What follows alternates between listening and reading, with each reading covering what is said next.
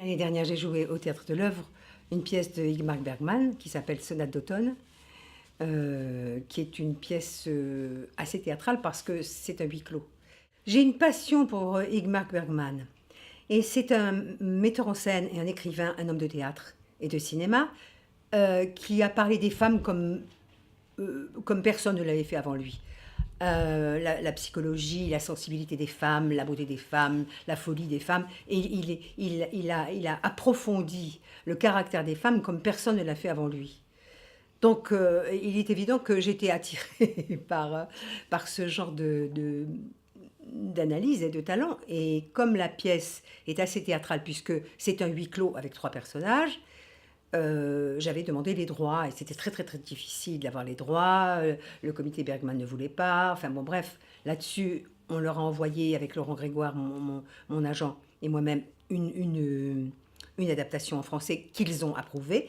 Comme ils me connaissaient, je ne savais pas qu'ils me connaissaient, mais ils ont pensé que ce serait bien. Ils sont venus voir la pièce et ils ont beaucoup aimé. Donc c'est comme ça que j'ai eu les droits. J'ai beaucoup aimé cette pièce parce que ça me touche beaucoup, en général et personnellement. J'ai eu une fille, il est évident que j'ai eu des problèmes avec ma fille. J'ai eu des problèmes parce que j'étais veuve, je l'ai élevée, j'ai travaillé dans mon travail et elle m'a reproché de ne pas être totalement à sa disposition. Elle m'a reproché d'être ce que j'étais. Elle m'a reproché ma liberté et mes choix. Je ne sais pas, elle m'a dit un jour, j'aurais voulu que tu sois comme ma grand-mère. Mais si tu avais été ma grand-mère, je t'aurais peut-être pas choisi comme mère. Vous voyez un peu la complexité de la pensée, hein. Bon. En fait, elle me reprochait d'être une artiste. Elle n'aurait pas aimé que je sois une bourgeoise. Mais elle m'a reproché d'être une artiste et souvent de faire du théâtre et de ne pas être là le soir pour lui faire le bisou dans le lit. Et ça a été une chose importante pour elle. Mais peut-être que j'ai eu... Et alors, dans la pièce de Bergman, ce qui est extraordinaire, comme je suis féministe, mais pour moi, le féminisme, c'est pas l'émasculation des mecs, c'est l'éducation des femmes, c'est l'éducation des mères. Il faut que les mères sachent élever leurs fils, dans le respect des femmes. Et qu'ils ne se croient pas les plus beaux, les plus grands, les plus forts, les plus intouchables, enfin, etc.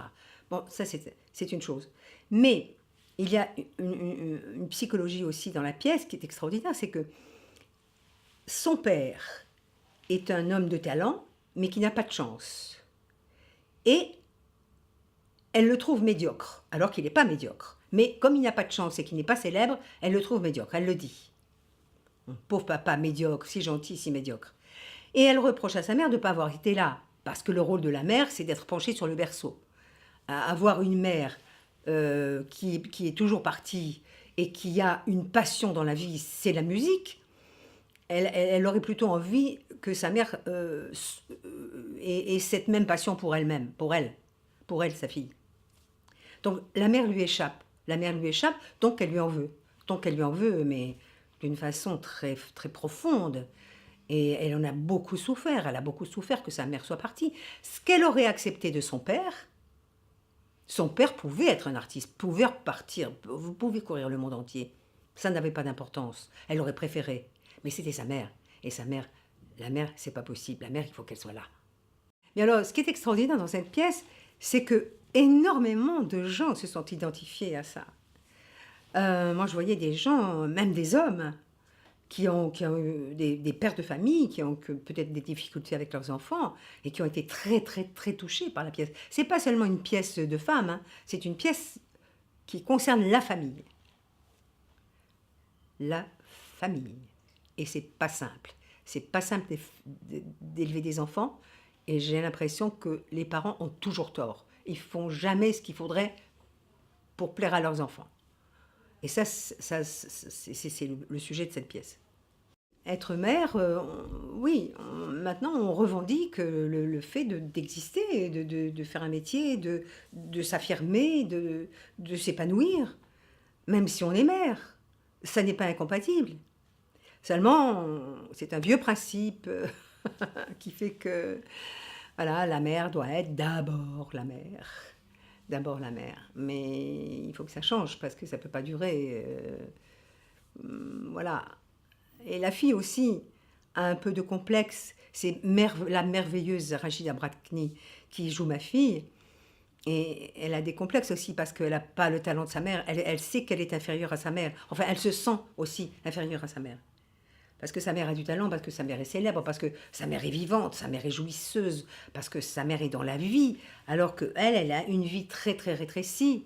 Et ça aussi, ça compte. Elle a une vie rétrécie par rapport à l'envergure de la vie de sa mère. J'étais la femme de trois hommes. Enfin, j'ai perdu mes trois hommes, mes trois hommes chéris. Mon père, mon mari, mon amant. Je les ai perdus. Je les ai perdus et je vis seule. Et j'ai vécu seule et j'ai élevé ma fille seule. J'ai été mariée avec Marcel Bozuffi pendant 25 ans, mais ma fille n'a pas accepté. Elle a très très très mal pris. Oui. Elle voulait que je sois... Oh ben maintenant c'est fini, maintenant elle est grande, elle est adulte. Mais quand elle était plus jeune, elle voulait que je sois là pour elle.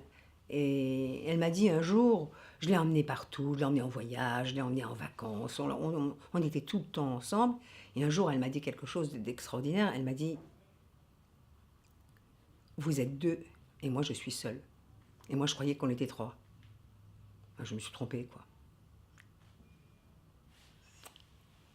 C'est la vie.